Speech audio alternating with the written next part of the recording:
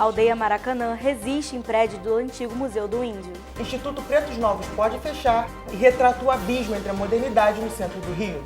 Músicos e produtores culturais driblam dificuldades para manter tradição de rodas de samba. O mercado de alimentos saudáveis não para de crescer. Nossa equipe explorou as diferentes opções de comida que fazem muito bem ao nosso corpo. A formatura da Escola Livre de Palhaços leva a festa ao Largo do Machado. E mais, a comentarista Isabela Ferri avalia o caótico panorama político do Rio de Janeiro. Gabriel Dias fala sobre as questionáveis prioridades da cena cultural do Rio. E Isadora Peçanha traz os resultados do torneio universitário Supercopa, realizado em Vassouras. Para acompanhar essas e mais notícias, pega a visão.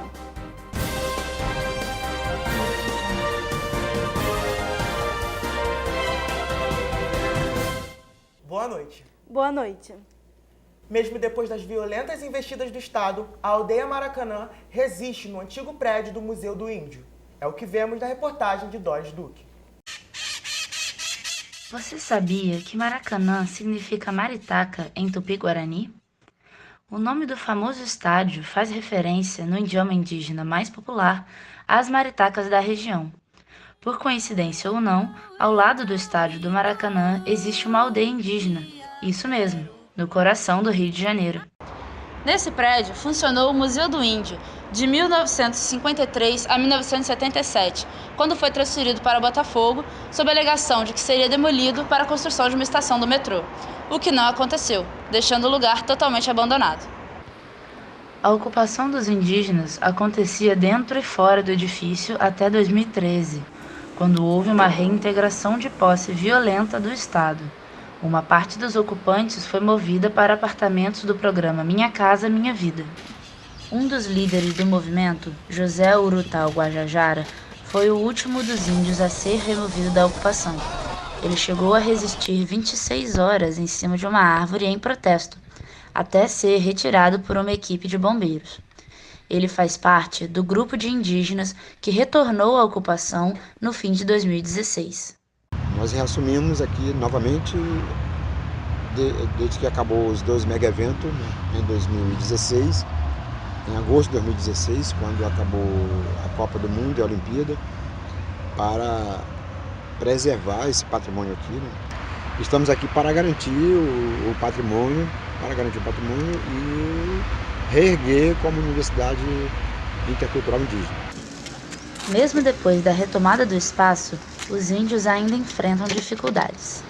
É difícil porque nós não temos água, nós não temos luz, então a gente tem que refazer tudo isso aí. Quebrar o asfalto, quebrar o concreto, cercar tudo novamente, por causa do problema da torcida. Apesar das dificuldades, eles recebem apoio de diversos grupos de movimentos sociais, estudantes universitários e simpatizantes da causa. Eu já conheci a aldeia antes de ter esse asfalto, já participei de movimentações com os índios, né? Aí a gente está articulando atividades aqui, né? Junto com o pessoal da FRJ, a gente está buscando essa integração, né? Aos poucos, e com a ajuda de mutirões, o asfalto que cobre o antigo estacionamento vai sendo arrancado, dando lugar a roças e hortas. O propósito desse trabalho todo que a gente está fazendo é uma universidade indígena, uma universidade pluriétnica, para que não só os indígenas trabalhem, deem aula, passem conhecimento e recebam esse conhecimento, mas como também as pessoas da cidade que venham de outros estados, né, queiram aprender com a gente. Com o projeto da universidade pronto, eles esperam que o futuro seja de menos intolerância. Os torcedores que aparecem aí, às vezes, falando mal dos indígenas e tal, eles não sabem que esse espaço também é dele, é um prédio histórico. E a cultura de quem é deles, é de todo mundo. Aqui é nosso lugar e lugar deles também. O espaço é de todos.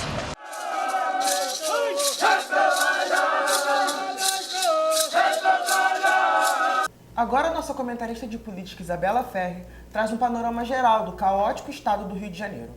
Boa noite, Isabela. Boa noite, Isabela. Boa noite, André. Boa noite, Manu. Qual a relação da situação da aldeia Maracanã com o cenário caótico da política do estado do Rio? Olha, foi no governo do Sérgio Cabral que a aldeia enfrentou o período de maior confronto, né? Foi a mando do então governador que a polícia militar invadiu a aldeia e bateu em manifestantes, usou gás de pimenta e até mesmo na presença de crianças. Foi uma crueldade desenfreada contra um povo que só estava tentando preservar a sua cultura num espaço previamente destinado a isso. E assim, se foi coincidência, eu não sei, mas para azar do Cabral, foi logo depois de mexer com os índios que começou a ruína dele. E falando em ruína do Cabral, como é que anda a situação da Lava Jato no Rio? Ai, a produção de memes está a todo vapor. E olha que os internautas não precisam nem se esforçar, né, gente?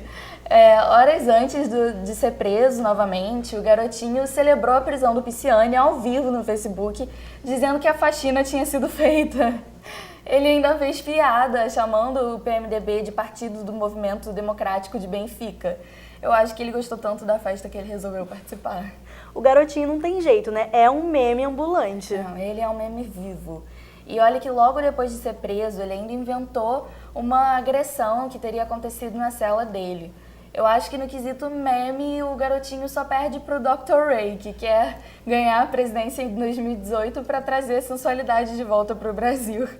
Eu não sei vocês, mas eu já tô ansiosa pra Bolsa Silicone. Com certeza os debates presidenciais vão render muitas risadas, nem que sejam de nervoso. Muito obrigado.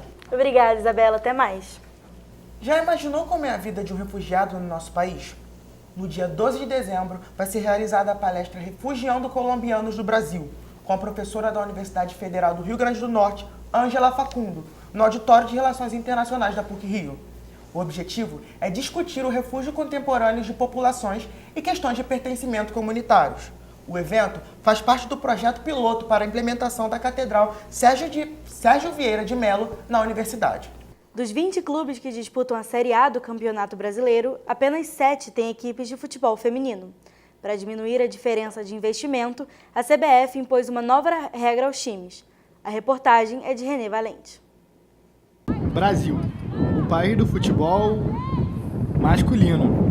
Apesar dos valores astronômicos investidos no esporte, infelizmente as mulheres ainda não têm muito espaço neste cenário. Tem bastante time, bastante equipe, porém não tem o mesmo apoio. Com certeza, se a gente tivesse o mesmo apoio que tem o masculino, não boto nem o masculino profissional, eu coloco o masculino desde a base, o futsal, todas as categorias que tem de futebol, é bem mais investimento do que o próprio futebol feminino.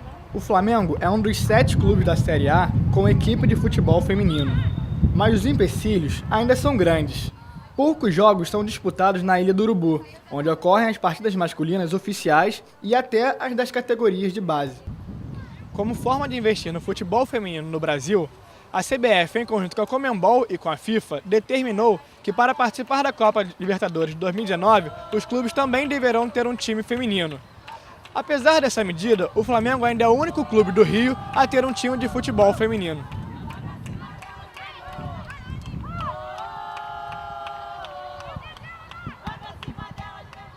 Isso também vai ser cobrado ano a ano de uma forma bem suave, para que não se torne uma obrigatoriedade muito pesada, pelo menos nos primeiros anos.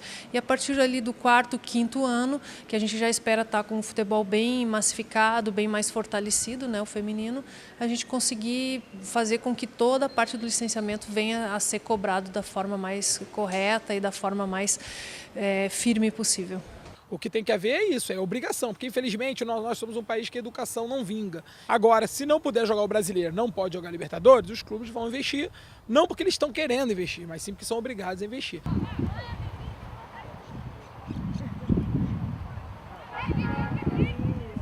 Se a nova medida começasse a valer a partir de agora, hoje, 3 clubes ficariam de fora da Libertadores masculina.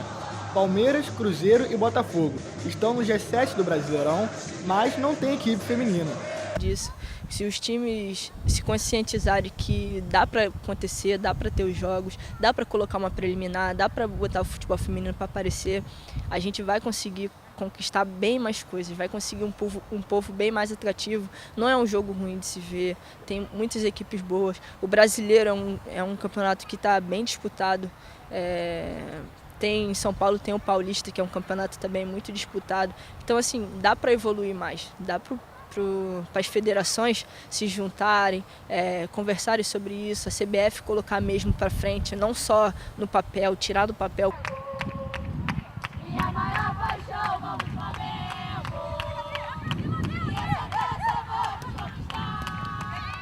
A goleira Mike teve uma passagem pelo futebol chinês. Valeu, obrigado. Para ela, a diferença entre os dois países é gritante.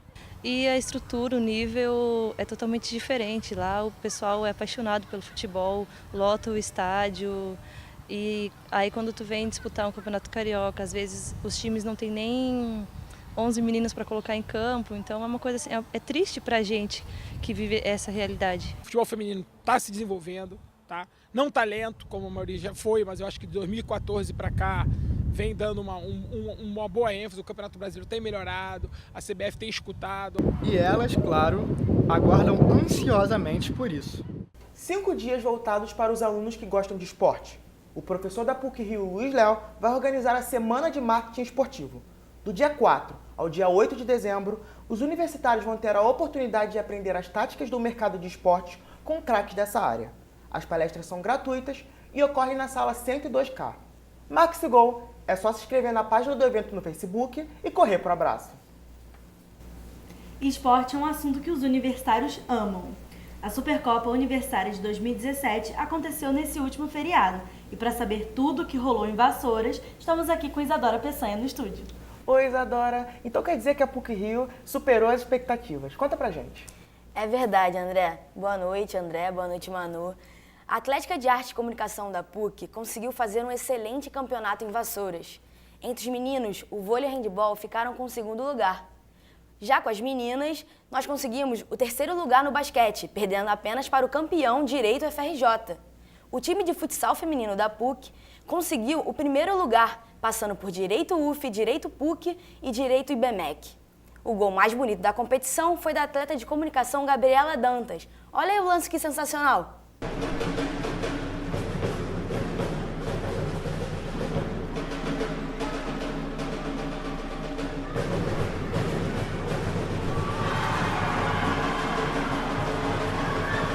Jogada bonita, hein? Queria eu fazer um gol desse. Muito bonito, né?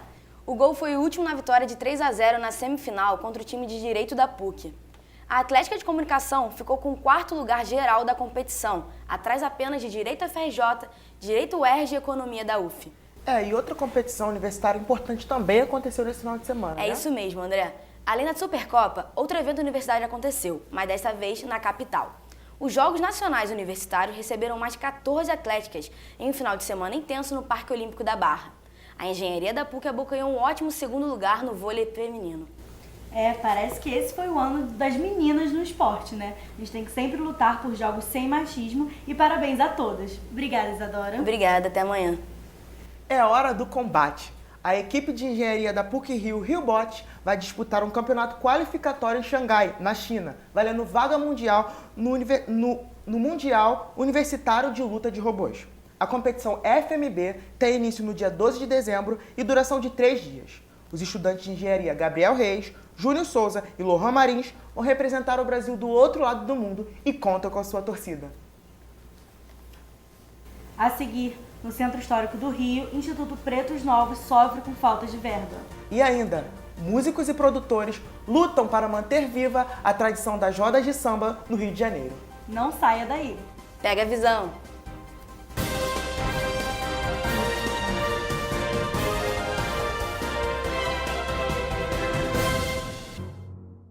A vida é como um jogo. Cada movimento vai ter uma consequência. Por isso, uma atitude pode mudar para sempre o resultado da partida.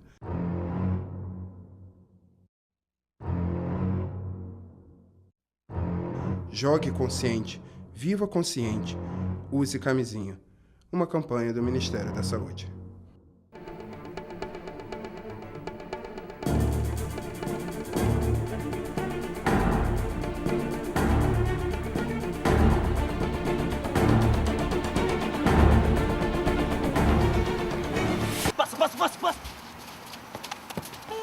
O projeto Segundo Tempo contribui para o processo de inclusão social dos alunos das escolas públicas. Inscreva-se no núcleo mais próximo da sua casa. Olha só, que parada sem noção rolou. Eu sonhei que te Nem todos os homens são iguais.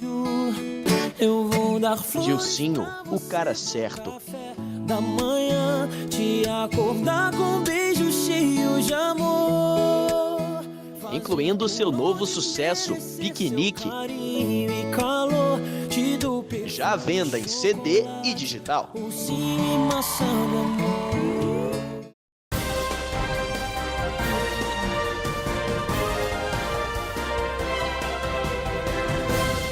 20 de novembro foi o Dia da Consciência Negra. Mas será que todos nós temos essa consciência? O antigo cemitério de escravos é hoje um centro de pesquisa e memória da cultura negra no Rio. Próximo à Praça Mauá, a instituição tenta se manter de pé na Cidade do Amanhã. Eu fui lá conferir e conto tudo para vocês. Os escravos que chegavam mortos ao Porto do Rio eram descartados aqui, no cemitério dos Pretos Novos. Esse local ficou esquecido por anos, até que em 1996, Petrúcio e Maria Guimarães, ao fazer uma reforma na casa, encontraram restos humanos. Desde então, tomaram para si a responsabilidade de preservar a memória negra no Brasil e criaram o Instituto Pretos Novos em 2005. O cemitério dos Pretos Novos era exatamente o cemitério daqueles que não aguentavam a viagem e que faleciam de doenças e eram jogados aqui. Por trás disso aqui havia uma igreja que cobrava R$400 por cada corpo desse. Isso aqui era uma grande vala, na verdade. Eram jogados os corpos uns em cima dos outros, queimados e quebrados e cobertos com os próprios ossos dos seus compatriotas. Isso aqui é a verdade. A busca por esses ossos ainda é feita. Numa pesquisa atual, o corpo inteiro de uma mulher de 20 anos foi encontrado. Mas, afinal, qual a importância de escavar o passado hoje em dia? Vocês que são da PUC podem perceber isso claramente quando vocês chegam ao pilotis da PUC, né, que é famoso por isso, né? Você percebe ali as divisões de classes nitidamente naquele território e quem é que marca a presença, né, o direito de pertencimento naquele território. Então, isso é um microcosmo da nossa sociedade carioca, só para vocês entenderem, né, qual é a população ou qual é o segmento social que tem acesso à educação nesse país. Direitos. Esse é o propósito da luta do Instituto Pretos Novos. Em abril, a instituição parou de receber verba do governo. E, em julho, o Cais do Valongo e o entorno receberam o título de Patrimônio da Humanidade pela Unesco. Uma decepção e um orgulho juntos, no mesmo ambiente. Sem verba, o museu se mantém aberto apenas com doações de visitantes. A revitalização do Porto Maravilha teve como objetivo modernizar o centro do Rio. E essa mesma cidade, com todas as suas atenções voltadas ao amanhã, é aquela que tem apagado um passado que ainda é tão presente. O que você sentiu vendo essa história que aqui conta? Assim, emoção, porque eu não sabia disso. 24 anos depois de dividirem o palco pela primeira vez, Marisa Monte e Paulinho da Viola se apresentam juntos num show renovado, que vai passar por várias cidades do Brasil e chegar ao Rio no dia 17 de dezembro. O repertório tem clássicos da música popular brasileira, além de composições de bandas da velha guarda e escola de samba da Portela. E você, vai perder essa oportunidade de cair no samba? Nascido e criado no centro do Rio, o samba é considerado por muitos o mais original dos gêneros musicais brasileiros. Mas, apesar de novos nomes estarem surgindo, músicos e produtores precisam matar um leão por dia para não deixar o samba morrer. Acompanhe na reportagem de João Pedro Aragão. Estamos aqui com o músico Miguel Rabelo para saber um pouco mais sobre as dificuldades enfrentadas para arranjar um espaço para se tocar na cidade. Bom, a gente persevera porque a gente quer muito trabalhar com isso, a gente acredita muito nesse caminho profissional e a gente tem que bater pé, insistir, porque não vai ser com apoio de meio nem público nem privado que a gente vai conseguir. Para falar primeiro dessa roda de samba, a roda de samba comum, da rua e tudo mais, ela depende muito da organização dos próprios músicos, de se juntarem e levarem a proposta até o lugar, o bar, um espaço. E muito por iniciativa de querer fazer a roda, de querer tocar, querer botar esse repertório, fazer isso acontecer. Em alguns lugares essas rodas ainda perseveram, né? Tem uma grande adesão de público, como é o samba do trabalhador, o samba da ouvidor, e até esse Jequitibá do Samba, que é uma novidade que está aqui. Então, aparecem umas rodas novas, mas sempre muito partindo da iniciativa do próprio músico. O samba enfrenta o problema desde a origem. Ele se popularizou nos morros cariocas e foi visto com preconceito pelas classes mais altas, sendo considerado um ritmo inferior por ser ligado à cultura negra. O espaço foi sendo conquistado aos poucos, até se tornar o gênero musical representante do país. E, mesmo com toda essa importância, os músicos e produtores ainda enfrentam diversas barreiras, como é o caso do cantor Vandro Augusto. Produzir cultura de rua no Rio de Janeiro hoje tem sido uma batalha, tem sido mais que uma batalha, tem sido um ato político, porque a gente enfrenta várias dificuldades, várias burocracias por conta da prefeitura, por conta de várias repressões que se tem para você botar uma cultura de rua, para você botar um samba na rua. Então, quando você vê qualquer movimento de graça, porque é de graça, mas não é gratuito, as pessoas, os artistas têm um custo para estar ali. O músico tem a opção de procurar um edital ou uma dessas casas que tem uma programação mais constante para pedir uma pauta, mas fica mais uma vez em cima da iniciativa do próprio músico de procurar o espaço. O cenário para os profissionais da música mudou com a gestão do prefeito Marcelo Crivella. Muitas casas de show estão sendo fechadas tanto pela falta de apoio financeiro governamental quanto pela crise que paira sobre o país. Além disso, tradicionais rodas de samba que acontecem ao ar livre enfrentam problemas para conseguir a documentação necessária que lhes dá autorização para se apresentarem. Enfim, basicamente o músico está sempre procurando a sua alternativa, o seu caminho para botar a música adiante por acreditar nesse repertório, na manutenção dessa resistência cultural.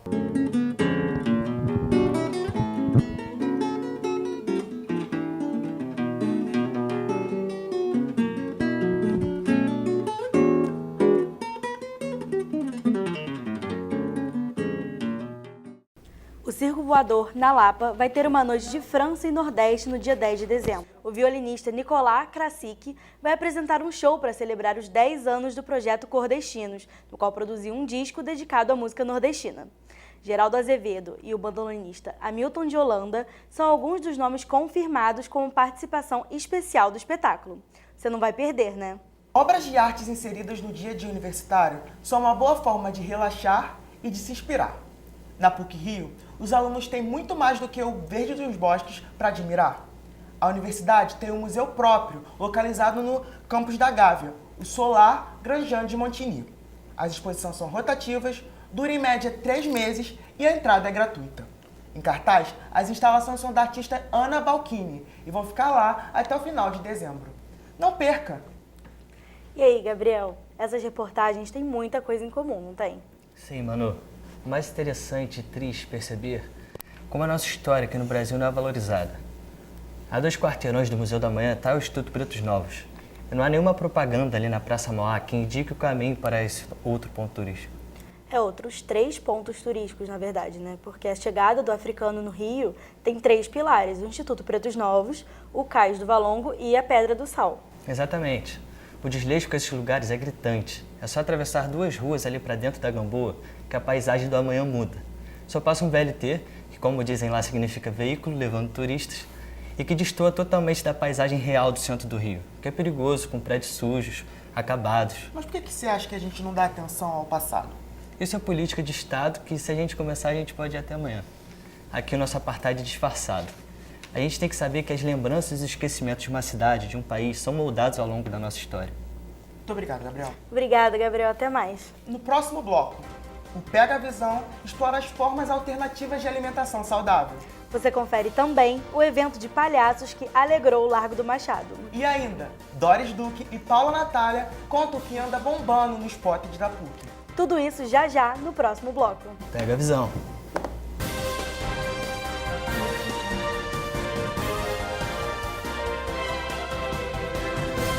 Adolescência, quando eu já estava desistindo de tudo, aí houve uma oportunidade de enfrentar a equipe juniores do Bangu. Aí nesse jogo, calhou de uma bola sobrar para mim, eu fiz um gol e eu fui contratado pelo Fluminense. Desde quando eu resolvi me dedicar realmente ao futebol, meus pais vieram comigo e até hoje eles estão me apoiando. Faça do PAN 2007 o início de uma nova vida para muitos jovens. Acesse nosso site e conheça o projeto Segundo Tempo PAN Social. E aí, qual vai ser a boa de hoje? Pô, hoje tem samba de raiz lá na Lapa, vamos? Batalha da Real na fundição? Não vou poder, tô sem grana. Hoje tem baile na Cidade de Deus. Ai, de graça! E amanhã tem ensaio na vacina. Tô dentro. Tô dentro.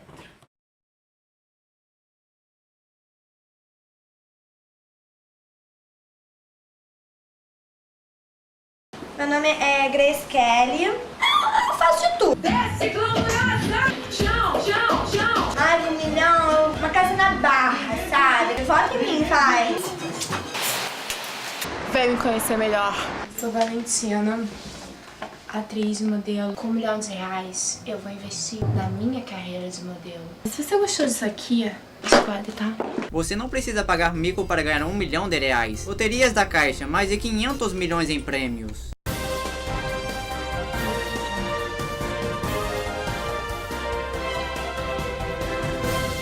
Hoje em dia, tem muita gente em busca de uma vida um pouco mais saudável. Nossa equipe foi conhecer as formas alternativas de alimentação e como isso pode afetar o nosso organismo. Quem nos conta é a Maria Porto. A alimentação é fundamental para todo ser humano, mas tem gente que nem sabe o que está comendo. Isso vem mudando cada vez mais com as novas formas alternativas de alimentação. Chip é o nome da menor embalagem que armazena informação dentro do computador. O dia que eu descobri que dentro de um chip do computador tem silício dentro de molécula de água, eu vi o seguinte, que tudo que está vivo, que armazena informação, tem silício dentro de molécula de água. Então, não é só o chip do computador que armazena informação. Nós somos compostos de chips vivos, tudo que está vivo na Terra, tudo que a gente come tem informação. Pode até parecer bem difícil de entender de primeira. Não é não? É, mas só parece. Tanto é que nas aulas da disciplina de Biochip da professora Ana Branco na PUC-Rio, ela desvenda todos os mistérios dessa alimentação um tanto quanto diferente e atrai cada vez mais alunos. Sua alimentação é toda baseada em alimentos vivos. Todas essas informações sensíveis e intuitivas, nós abandonamos porque o que a gente come não é o que a terra produz. A minha alimentação seria uma alimentação natural. Eu fui para esse caminho quando eu descobri que eu vivia um processo de dependência química, que é muito grave e que está, 99% da população vivendo. Tem muita gente por aí tentando tirar a carne do cardápio em busca de uma alimentação mais saudável. Mas para quem sempre comeu e gosta de uma boa carne vermelha, aí o processo não é nada fácil. Por enquanto eu estou no processo de tirar carne 1 dia por semana, eu atualmente estou 4 dias por semana sem comer há um tempo. E aí, gradativamente eu vou tirando. Então, eu atualmente como carne, assim, eu não me privo de nada. Quando eu como carne, muita carne, assim, o meu corpo mesmo que sente, ele, não sei, eu perco um pouco de desempenho, podemos dizer assim. Depois de um tempo eu decidi parar de comer carne, porque eu acredito que toda essa indústria e tudo isso, além de fazer mal para os próprios animais, faz muito mal para a gente. E a forma como a gente se alimenta hoje em dia faz com que a nossa saúde fique debilitada. Então, eu acredito que quando eu mudei minha alimentação, eu comecei a me sentir muito melhor. E para quem pretende mudar radicalmente a alimentação, o bom mesmo é conversar com um médico que entenda do assunto, como o Dr. Hélio Hopering. O único ingrediente que o reino vegetal não tem e que é importante para a nutrição humana é a vitamina B12. Essa realmente não existe no reino vegetal. Então, a pessoa que adotar a dieta vegetariana terá necessariamente que suplementar vitamina B12. O mercado vegetariano cresce 40% ao ano no Brasil. Estima-se que quase 10 milhões de pessoas pratiquem algum tipo de vegetarianismo. É o que nos explica a chefe de cozinha vegana, Luciana Bellamore. A sociedade como um todo está vendo o crescimento do veganismo, né? Acho que é o mercado que mais cresce, já saiu em várias revistas. Então o mercado está tentando suprir essa demanda, está vendo uma oportunidade grande nesse público que está crescendo. Eu adoro quando as pessoas me ligam e falam assim, mas eu não sei se eu gosto. E aí eu mando uma prova e a pessoa curte, sabe? Eu acho que é mais uma quebra de paradigmas e derrubar barreiras do que e sair um pouquinho da nossa zona de conforto, que aí vocês vão ver que é um mundo muito incrível. Essa é para você que sempre arranja desculpa para cuidar da alimentação. Toda quarta-feira, a professora da aula Biochip do Departamento de Design da PUC-Rio, Ana Branco, realiza a Feira Orgânica Solidária. E não tem mistério, é só ser um voluntário que o preço fica mais barato. A atividade começa às 7 da manhã e termina às 2 da tarde. E adivinha só, ainda ganha hora complementar. Então participe! A Barraca dos Pandinhas, que prepara e vende quentinhas veganas na PUC-Rio, sofreu uma denúncia anônima. Eles estão na universidade há 2 anos e, apesar da notável clientela, ainda não têm autorização da prefeitura. Por isso, os meninos estão recolhendo assinaturas para mostrar que o serviço deles é necessário e tem demanda. Eles precisam de 1.000 assinaturas, mas até agora só tem 800. Quem é vegetariano, vegano ou apenas gosta desse tipo de comida, é só entrar na página do Facebook dos meninos e ajudar na petição online que eles criaram. Tem marmelada, Manu? Tem sim, senhor. A Praça do Largo do Machado, na zona sul do Rio, recebeu uma nova leva de formandos da Escola de Palhaços, a Eslipa. A palhaçatura, como é chamada a formatura desses artistas, trouxe muita alegria para quem participou. E a El Berman esteve lá e se divertiu muito com a criançada.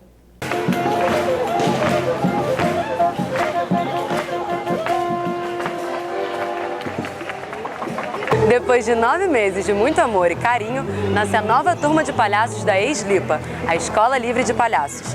A palhaçatura acontece aqui no Largo do Machado, na praça, na rua, de graça e para todo mundo.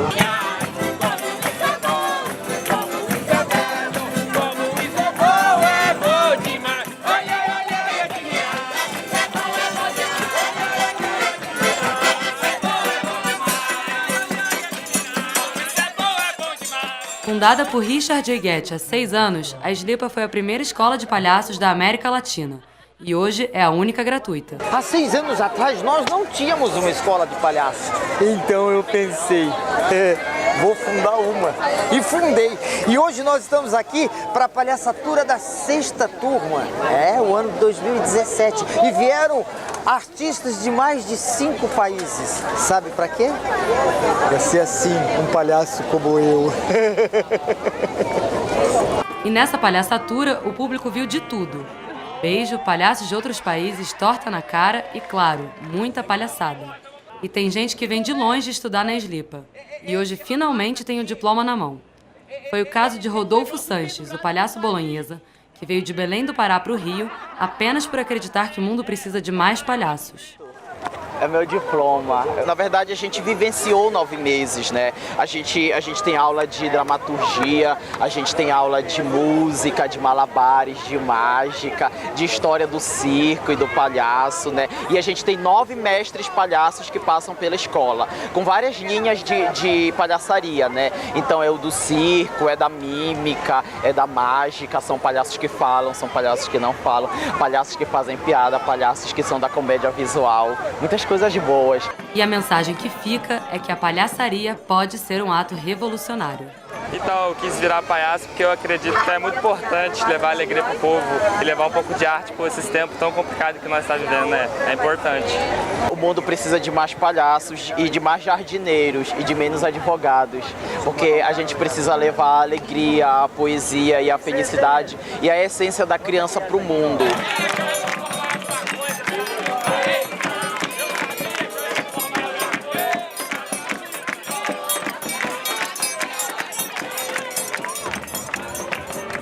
Agora imagina aqui comigo. Você sai da sala de aula e esbarra com o show da MC Carol no campus da universidade. O Festival de Primavera da PUC-Rio retorna este ano trazendo shows, workshops, palestras e várias outras atrações produzidas inteiramente por alunos e liderados pelo Diretório Central Estudantil. As atividades acontecem entre os dias 15 e 20 de dezembro e tem entrada franca. Agora é hora de falar sobre os melhores spots da semana com as nossas comentaristas Doris Correia e Paula Natália Assis. Já adianto que temos de tudo hoje. Para quem não sabe, o Spotted é um fórum onde os alunos expõem os relatos do dia a dia universitário. Boa noite, Paula. Boa noite, Doris. Boa noite, meninas. Boa noite, Manu. Boa noite, André. E nos melhores spots da semana, temos de tudo um pouco. Vamos de desabafos sinceros até denúncias sobre preconceito e falta de empatia. Um estudante de engenharia mecânica desabafou sobre sua falta de vontade em continuar o curso, por não ter bons resultados e se sentir desestimulado.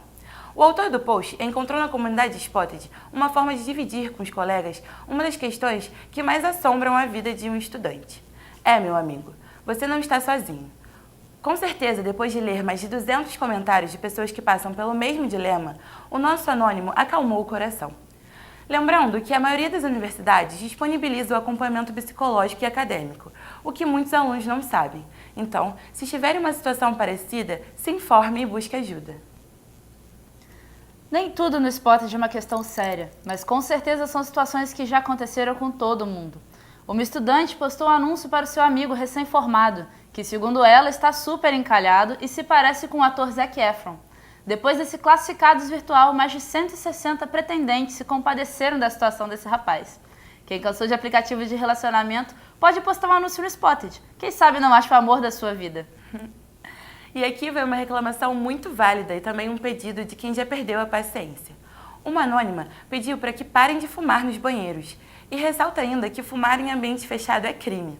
A denúncia levou a outra, e ainda sobre os banheiros, aparentemente tem gente cuspindo chiclete nos mictórios. O denunciante pede empatia com os funcionários, que terão que limpar depois tudo. É inacreditável. Tem um lixo do lado e a pessoa joga o chiclete no lugar mais improvável. Precisamos melhorar nosso convívio em sociedade e ter mais consideração com o próximo. O último Spotted de hoje conta uma triste realidade que ainda vivemos. Um aluno do curso de engenharia relata como tudo mudou na faculdade depois que ele se assumiu homossexual. Segundo ele, os amigos se afastaram depois que descobriram e ele se sente abandonado dentro do próprio curso. A universidade deveria ser um lugar de aceitação e inclusão para todos, sendo um espaço democrático e acolhedor. Continuem denunciando e expondo as atitudes preconceituosas que acontecem nos campos. Vamos mudar essa realidade. Boa noite, Manu. Boa noite, André. Até a próxima. Muito obrigado, meninas. Obrigada, até semana que vem. O jornal Pega a Visão fica por aqui. Obrigado pela sua audiência. Mais notícias você vê no Jornal. Boa noite. Fique agora com o programa Tal. Uma boa noite e até amanhã.